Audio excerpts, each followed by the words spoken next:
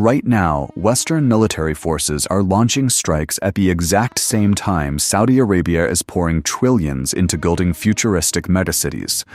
After a decade of leading a direct military campaign in Yemen, Saudi Arabia is now watching from the sidelines as American and British jets take over the mission.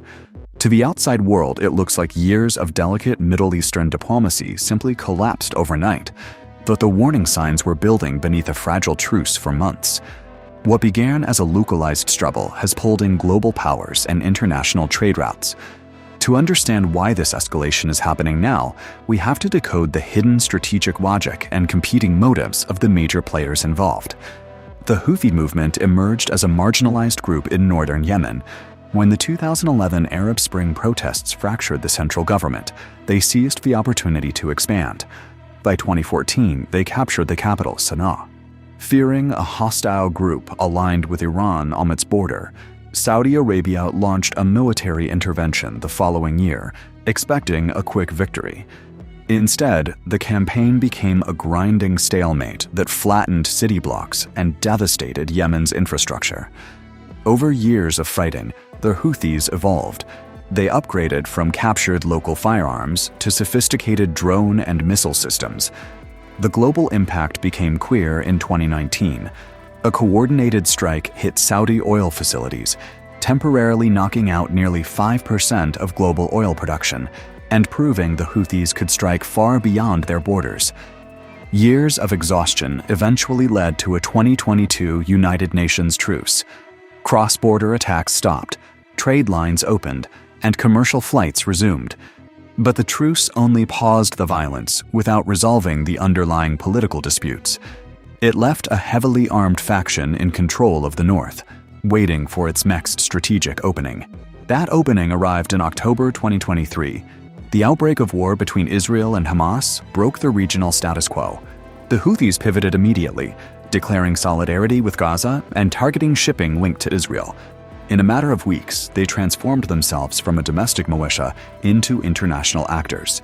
They backed up the rhetoric with direct hijackings and missile strikes on commercial vessels passing through the Red Sea. This map shows the leverage they hold. The Bab el-Mandeb Strait is a narrow choke point connecting the Red Sea to the Gulf of Aden. A significant portion of global maritime trade must pass through this gap. As the attacks continued, major shipping companies began diverting vessels around the southern tip of Africa. This added thousands of miles to transit times and spiked insurance and fuel costs worldwide.